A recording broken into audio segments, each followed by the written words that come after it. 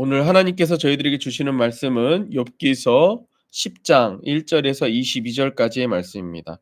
욥기서 10장 1절에서 22절까지의 말씀, 저와 여러분들이 함께 읽도록 하겠습니다. 내 영혼이 살기에 곤비하니 내 불평을 토로하고 내 마음이 괴로운 대로 말하리라. 내가 하나님께 아뢰오리니 나를 정죄하지 마시고 무슨 까닭으로 나와 더불어 변론하시는지 내게 알게 하옵소서. 주께서 주의 손으로 지으신 것을 학대하시며 멸하시고 악인의 꾀에 빛을 비추시기를 선히 여기시나이까. 주께서도 육신의 눈이 있나이까. 주께서 사람처럼 보시나이까. 주의 날이 어찌 사람의 날과 같으며 주의 해가 어찌 인생의 해와 같기로 나의 허물을 찾으시며 나의 죄를 들추어 내시나이까. 주께서는 내가 악하지 않은 줄 아시나이다. 주의 손에서 나를 벗어나게 할 자도 없나이다. 주의 손으로 나를 빚으셨으며 말씀 만드셨는데 이제 나를 멸하시나이까. 기억하옵소서. 주께서 내 몸을 지으시기를 흙을 뭉치듯 하셨거늘 다시 나를 띠끌로 돌려보내려 하시나이까. 주께서 나를 젖과 같이 쏟아내셨으며 엉긴 젖처럼 엉기게 하지 아니하셨나이까. 피부와 살을 내게 입히시며 뼈와 힘줄로 나를 엮으시고 생명과 은혜를 내게 주시고 나를 보살피심으로 내 영을 지키셨나이다. 그러한데 주께서 이것들을 마음에 품으셨나이다. 이 뜻이 주께 있는 줄을 내가 아나이다. 내가 범죄하면 주께서 나를 죄인으로 인정하시고 내 죄악을 사하지 아니하시나이다. 내가 악하면 화가 있을 것이오며 내가 의로울지라도 머리를 들지 못하는 것은 내 속에 부끄러움이 가득하고 내 환난을 내 눈이 보기 때문이니이다. 내가 머리를 높이 들면 주께서 젊은 사자처럼 나를 사냥하시며 내게 주의 놀라움을 다시 나타내시나이다. 주께서 자주자주 증거하는 자를 바꾸어 나를 치시며 나를 향하여 진노를 더하시니 군대가 번갈아서 치는 것 같으니이다. 주께서 나를 태에서 나오게 하셨음은 어찌함이니까. 그렇지 아니하셨더라면 내가 기운이 끊어져 아무 눈에도 보이지 아니하였을 것이라.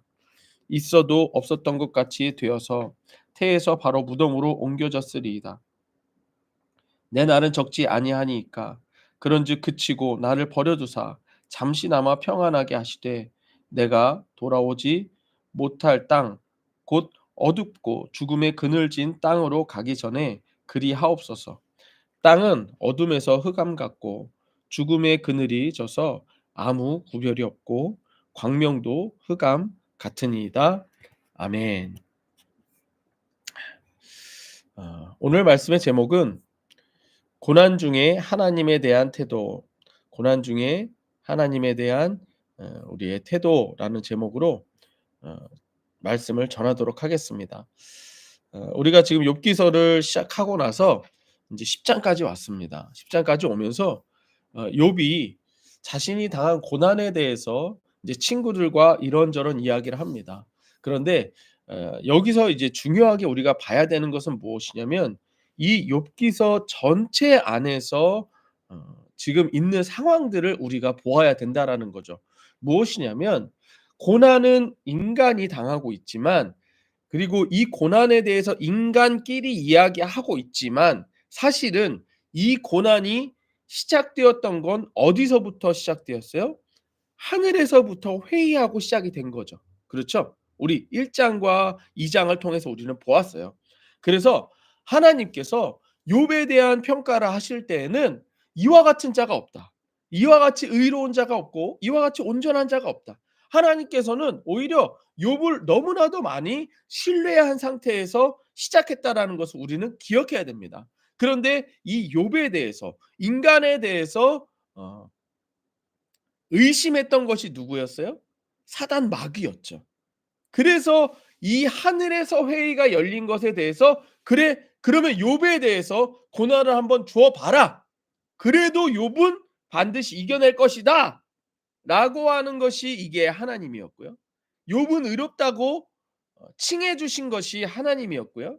그다음에 고난이 있으면 반드시 하나님을 욕할 것이다 라고 하는 것이 마귀요 사단의 의견이었습니다. 이러한 전체적인 우리가 알지 못하는 인간이 알지 못하는 이 전체적인 그림 속에서 욥이 당하는 고난을 보아야 한다라는 것이죠. 그런데 이 과정 속에서 욥과 또 욥의 친구들이 막 이야기를 하는 거예요. 욥의 친구들이 했던 이야기들의 그냥 핵심은 뭐냐면 "네가 죄가 없는데 왜 이 고난을 당하겠니? 그러니까 네가 죄인이라서 그런 거야. 네가 잘못해서 그런 거야." 이렇게 이야기를 한다라는 거죠. 물론 욥이 잘못한 게 있을 수 있었습니다. 하지만 그 판단은 누가 하시는 거예요? 하나님이 하시는 거예요. 하나님이. 근데 우리가 1 장과 2 장에서 보았을 때 하나님은 뭐라고 말씀하셨어요?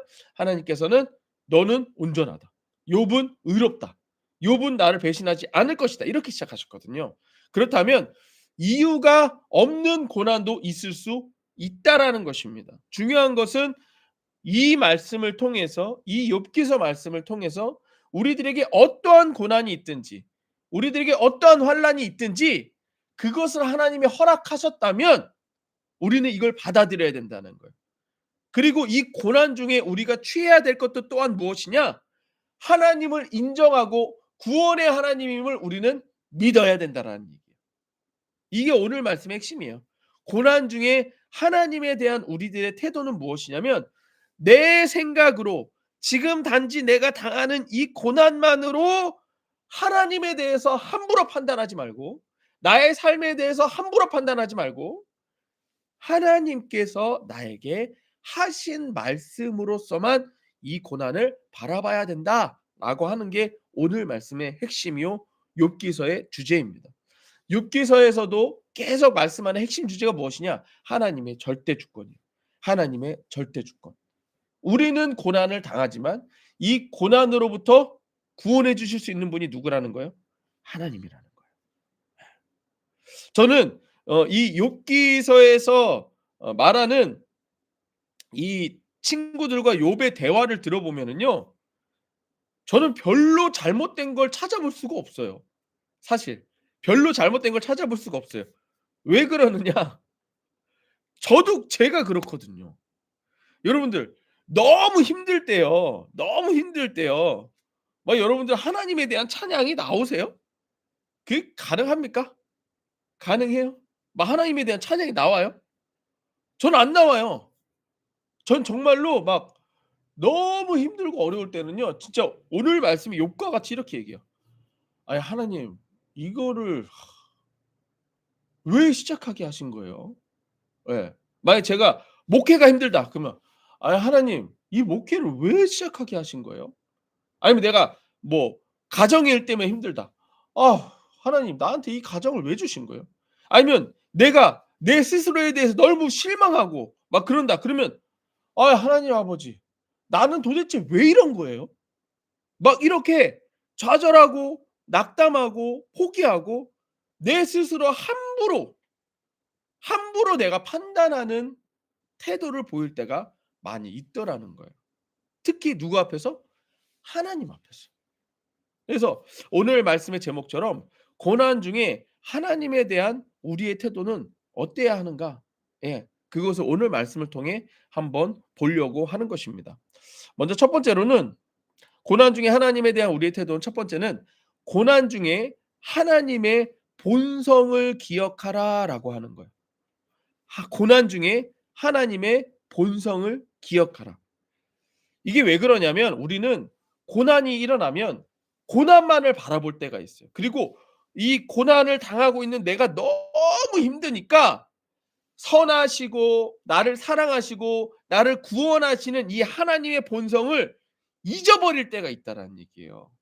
하나님의 이 본성을 잊어버리고 '아이씨 하나님이 날 이러다가 그냥 놔두시는 거 아니야? 나를 멸망 가운데로 놔두시려는 거 아니야? 날 구원하지 아니하시는 거 아니야?' 라고 하는 하나님의 본성에 대해서 부정하려고 할 때가 있다라는 거예요. 하지만 이 부정은 하나님의 본성을 기억하지 못하게 하고 하나님의 본성을 보지 못하게 하는 것은 사단이 우리를 유혹하고 미혹해서 눈을 가리우는 행위라는 것입니다. 욥의 고난에 대해서 친구들이 정죄합니다. 욥이 하나님 앞에 잘못한 것이 없다면 욥의 고난이 있을 수 없다라고 이렇게 말하고 있어요. 하지만 이에 대해서 욥은 자신은 죄를 범하지 않았다고 계속 변론하고 있어요. 예. 이러한 과정을 반복하며 10장까지 왔습니다. 욥은 하나님께 대해서 이제 변론하기 시작해요. 그러니까 이전까지는 "야 네가 잘못했잖아." "아니야. 네가 이것도 잘못했는데." "아니야." 이렇게만 했었거든요. 근데 인제 이 욥이 "네가 잘못한 거잖아." 그랬더니 이제 욥이 어디까지 하냐면 하나님에 대해서 얘기하기 시작하는 거예요. 이게 10장이에요. 예전에는 친구들한테만 말했는데 이제는 하나님께 대해서 얘기하기 시작하는 겁니다. 자, 인제 오늘 말씀 1절 볼게요. "내 영혼이 살기에 곤비하니 내 불평을 토로하고 내 마음이 괴로운 대로 말하리라." 예? 뭐래요? 시작부터 뭐래요? "아우 내가 힘든 대로 말할 거야. 나 인제 생각 안 하고 내가 그냥 짜증 나는 대로 내가 얘기할 거야." 뭐 이런 거죠. 2 절. "내가 하나님께 아뢰오리니." 그러니까 이제 지금 누구한테 얘기해요? 그 짜증을 누구한테 얘기하겠다는 거야? 하나님께 얘기하겠다. 하나님께. 예. 하나님께 아뢰오니 나를 정죄하지 마옵고 무슨 까닭으로 나와 더불어 변론하시는지 내게 알게 하옵소서. 이게 이렇게 좋게 얘기하긴 했지만 뭐예요? 도대체 내가 왜 힘든 거예요? 이유나 좀 들어봅시다. 이런 거예요. 하나님께 대해서. 3 절. 주께서 주의 손으로 지으신 것을 학대하시며 멸시하시고 악인의 꾀에 빛을 비추시기를 선히 여기시나이까? 주께서도 육신의 눈이 있나이까? 지금 이게 육신의 눈이 있나이까 이게 뭐냐면은요. 하나님은 육신이 없으시죠? 육신은 누구에게 있어요? 인간에게 있잖아요. 그러니까 하나님이 지금 인간과 똑같이 생각하고 계십니까? 인간과 똑같이 나를 그렇게 대하고 계십니까? 하나님은 하나님인데 지금 이거 얘기하는 거예요. 주께서도 육신의 눈이 있나이까? 주께서 사람처럼 보시나이까? 주의 날이 어찌 사람의 날과 같으며 주의 해가 어찌 인생의 해와 같기로 나의 허물을 찾으시며 나의 죄를 들추시나이까? 그러니까 아니 하나님하고 인간인 나는 급이 다른데 왜 이렇게 나를 괴롭히십니까? 뭐 이런 거예요. "왜 나한테 이 일을 주셨습니까?" 이런 거예요 지금 하나님 앞에. 여러분들 우리는 절대 이렇게 막 얘기 안 하죠 하나님 앞에. 그쵸? 우린 고난이 있어도 하나님께 감사하고 기뻐하고 그러죠? 아니에요? 아니죠. 예. 힘들면 힘들다고 짜증 내 버리죠. 저도 그러거든요. 저도 그러거든요. 근데 이것을 하면 된다 안 된다? 안 된다. 안 된다.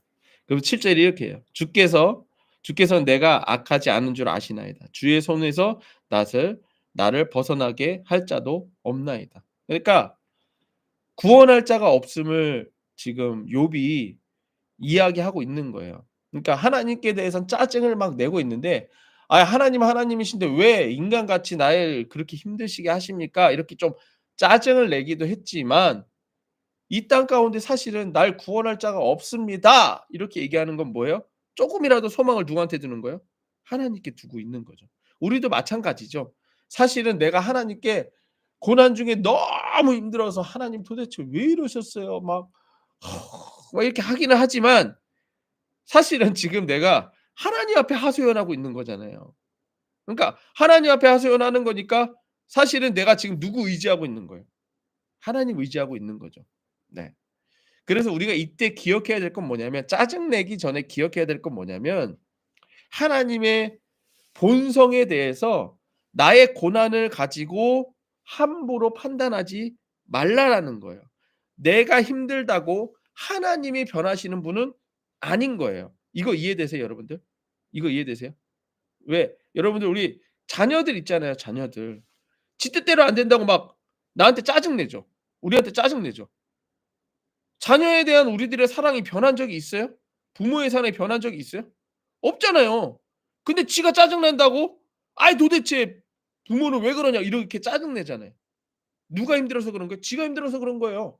지가. 어. 지가 힘들다고 부모가 변한 적이 있어요? 없어요. 마찬가지입니다. 내가 지금 고난 가운데 있다고 하나님이 변한 적이 있어요? 없어요. 그걸 기억하셔야 돼요. 지금 내가 힘들고 어렵다고 해서 하나님이 나를 구원하시지 않은 분은 아니라는 거예요. 그건 변함이 없습니다. 하나님이 나를 구원하지 않는 분은 절대 아니라는 거예요. 하나님이 구원자라고 하는 것은 변하지 않습니다. 그 하나님의 본성은 변하지 않아요. 하나님의 본성에 비추어 자신의 고난을 항변하고 있습니다. 하나님의 절대 주권을 인정하며 고난으로부터 구원해 주실 것을 요구하고, 하나님은 창조주시오 선한 분임을 분명히 하고 있습니다. 하나님은 인간이 아니시기에 구원하시는 분이심을 기억하며 항변하고 있습니다. 고난 중에 우리가 기억할 것은 하나님의 본성이에요. 하나님은 우리를 창조하신 분이십니다. 절대 주권자라는 거예요. 선하신 분이에요. 절대 우리들에게 이대로 두실 분이 아니라는 것입니다. 하나님은 인간이 아니시니 우리를 멸하게 하시거나 고난 가운데로 그냥 두시지 않으십니다. 고난은 인간인 우리가 이 고난을 해결할 수 없는 한계를 느끼는 그 수준이, 그게 고난이에요. 여러분들, 고난 해결될 수 있는 고난이라면 그게 고난인가요? 내가 해결할 수 있으면 그건 고난 아니죠. 그쵸? 내가 해결할 수 없으니까 고난인 거예요. 내가 할 수 없기 때문에 고난이라고 생각하고 있는 겁니다. 그러니까 이 고난 가운데에서 짜증내고 화를 내는 것이지만, 나의 한계를 초월하신 구원자가 하나님이라고 하는 것을 우리가 절대로 잊어서는 안 된다는 거예요. 하나님은 인간이 아니십니다. 창조주시오 선하시며 구원하실 수 있기 때문에 인간인 우리가 생각하지 못한 구원의 계획을 가지고 계십니다. 중요한 것은 이 구원 계획이 하나님께 있다라는 거예요. 지금 고난 당하고 있는 나에게 있는 게 아니라 하나님께 있다라는 거예요. 이 구원 계획이 고난 중에 우리들의 소망이 되는 줄로 믿습니다. 하나님께서 구원하시는 분이심을, 이것이 하나님의 본성이심을, 하나님은 구원자이심을 우리는 잊어서는 안 되는 것입니다. 고난 중에 하나님에 대한 우리의 태도, 두 번째는 말씀을 고난으로 해석하지 말고 고난을 말씀으로 해석하라라고 하는 거예요. 다시 한번요. 말씀을 고난으로 해석하지 말고 고난을 말씀으로 해석하라라고 하는 거예요. 하나님의 창조를 고난으로 해석하면 잘못된 해석이 나오게 되어 있습니다. 하나님께서 욥을 창조하셨지만 욥은 지금 자신이 당하는 고난으로 하나님께서 창조하신 창조물을 멸하시는 분이라고 해석하고 있습니다. 8절 말씀이요. 주의 손으로 나를 빚으셨으며 만드셨는데 이제 나를 멸하시나이까, 이렇게 얘기해요. 그쵸? 창조하신 건 맞는데 멸망시키시려고 창조하셨어요? 아니죠. 그쵸? 근데 왜 이런 해석을 지금 보이고 있는 걸까요? 자기가 고난당하고 있으니까. 고난당하고 있으니까 하나님의 창조라고 하는 이 말씀은 맞는데, 이 창조가 뭘로 끝나게 지금 해석하고 있어요? 고난 때문에? 멸망하는 걸로 해석하고 있어요. 근데 하나님은 아니에요. 근데 왜 이런 해석이 나왔어요? 자기가 겪는 고난 때문에. 그러니까 하나님의 말씀을 내 고난으로 해석하니까 잘못된 해석이 나오는 거예요. 9절 기억하옵소서 주께서 내 몸을 지으시기를 흙을 뭉친 듯 하셨거늘 다시 나를 띠끌로 보내려 하시나이까. 아니잖아요. 이것도 아니잖아요. 주께서 나를 적과 같이 쏟아내셨으며 엉긴 저처럼 엉기게 하셨나이까. 피부와 살을 내게 입으시며 뼈와 힘줄로 나를 엮으시고 생명과 은혜를 내게 주시고 나를 보살피심으로 내 영을 지키셨나이다. 그러한데 주께서 이것들을 마음에 품으셨나이다. 그러니까 하나님께서 멸하실 것에 대해서 어 마음에 품었다고 지금 해석하고 있는 거예요. 이 뜻이 주께 있는 줄을 내가 아나이다. 내가 범죄하면 주께서 나를 죄인으로 인정하시고 내 죄악을 사하지 아니하시나이다. 내가 악하며 화가 있을 것이요 내가 의로울지라도 머리를 들지 못할 것은 내 속에 부끄러움이 가득하고 내 환난을 내 눈이 보이기 때문이니이다. 내가 머리를 들면 주께서 젊은 사자처럼 나를 사냥하시며 내게 주의 놀라움을 다시 나타내시나이다. 주께서 자주자주 증거하는 자를 바꾸며 나를 치시며 나를 향하여 진노를 더하시니 군대가 번갈아서 치는 것 같으니이다. 지금 욥은요, 자신이 겪는 고난 때문에 하나님의 말씀을 고난으로 해석하고 있어요. 그러니까 하나님의 모든 말씀들이 긍정적으로 구원으로 끝나는 게 아니라 멸망으로 부정적으로 끝나고 있는 것입니다. 하지만 하나님은 멸하시는 분 아니에요. 멸망을 주시는 분 아니에요. 구원하시는 분이십니다. 요한복음 3장 16절에서 18절입니다. 하나님이 세상을 이처럼 사랑하사 독생자를 주셨으니 이는 그를 믿는 자마다 멸망하지 않고 영생을 얻게 하려 하심이라. 또 보세요. 하나님이 그 아들 세상에 보내신 것은 세상을 심판하려 하심이 아니요 그로 말미암아 세상을 구원하려 하심이라. 너무 명확히 얘기하고 있잖아요. 그 18절 볼게요. 그를 믿는 자는 심판을 받는 것이 아니요. 그러니까 결국 중요한 건 뭐예요? 믿는 거예요. 믿는 거예요. 고난을 믿는 게 아니라 하나님의 말씀을 믿는 거예요. 예수 그리스도를 믿는 거예요.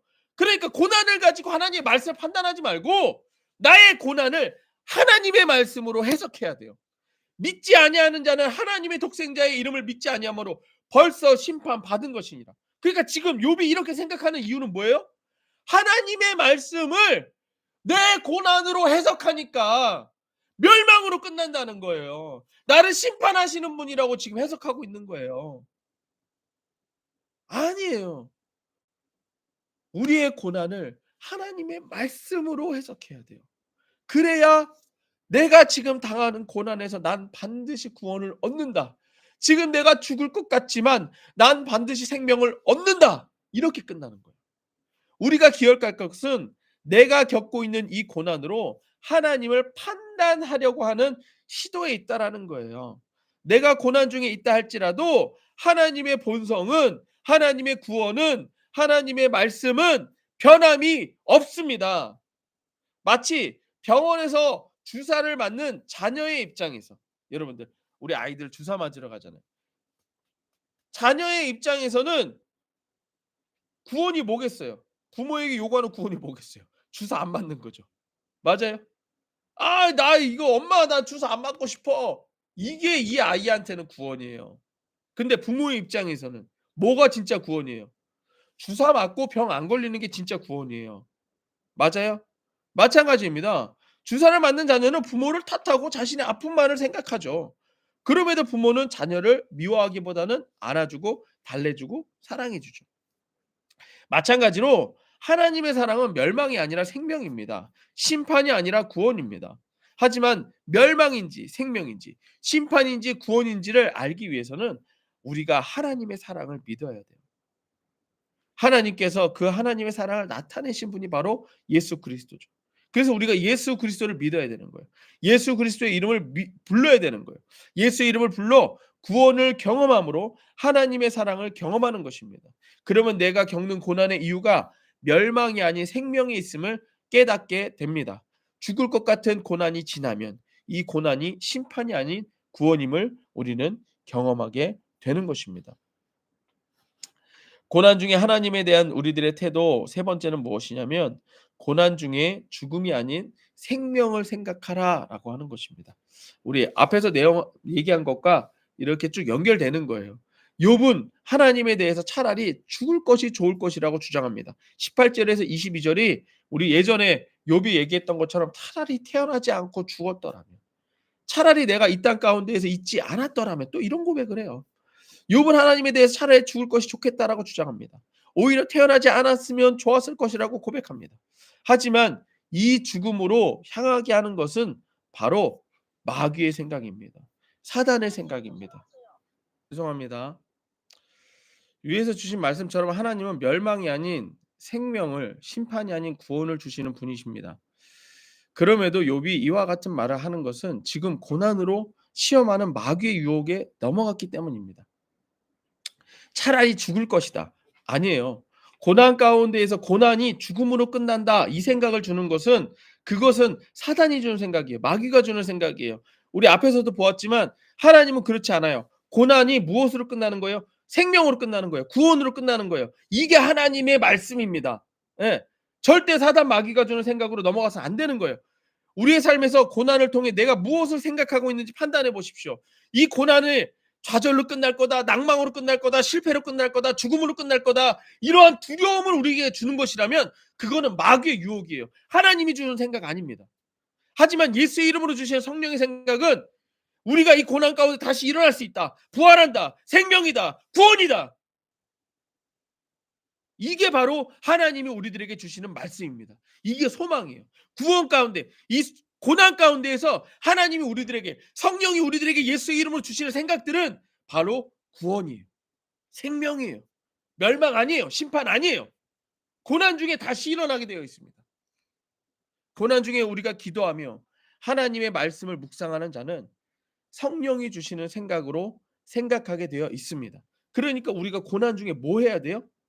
기도해야 돼요. 말씀 봐야 돼요. 이래야 고난 이겨낼 수 있습니다.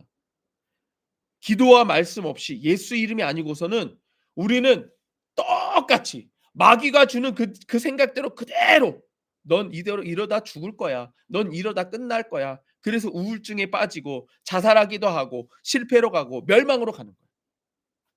하지만 예수의 이름을 부르며 기도해 보십시오. 그러면 성령이 주시는 생각이 있습니다.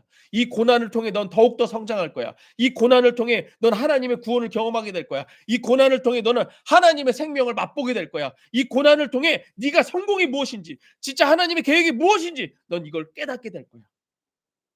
이걸 경험하게 될 줄로 믿습니다. 고난 중에 기도하며 하나님의 말씀을 묵상하십시오.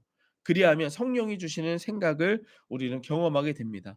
죽음이 아니라 생명을, 멸망이 아니라 성공과 구원을 우리는 생각하고 믿어지게 될 줄로 믿습니다. 고난 중에 죽음이 아닌 생명임을 우리는 기억하게 되고 믿게 될 줄로 믿습니다. 예수의 구주. 예. 우리 함께 기도하겠습니다.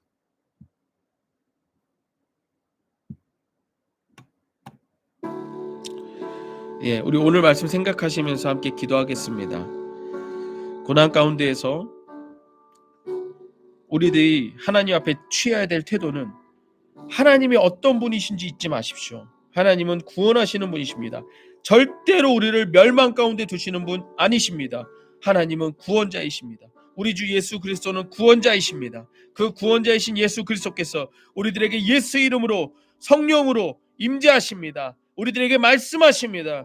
우리들에게는 멸망이 아니요 실판이 아니요 생명이요 구원이라고 이 고난 가운데 우리들에게 말씀하고 계십니다. 여러분들 예수 이름을 부르며 멸망이라고 생각한다면 심판이라고 생각한다면 그거 다 제거해 버리십시오. 그리고 예수의 이름으로 나에게 주시는 것은 생명이요 구원이라고 하는 것을 믿으십시오. 선포하십시오. 고난 가운데 승리하십시오. 좌절하지 마십시오. 낙담하지 마십시오. 난 반드시 성공합니다. 난 반드시 구원받습니다. 우리 예수 이름으로 기도하겠습니다.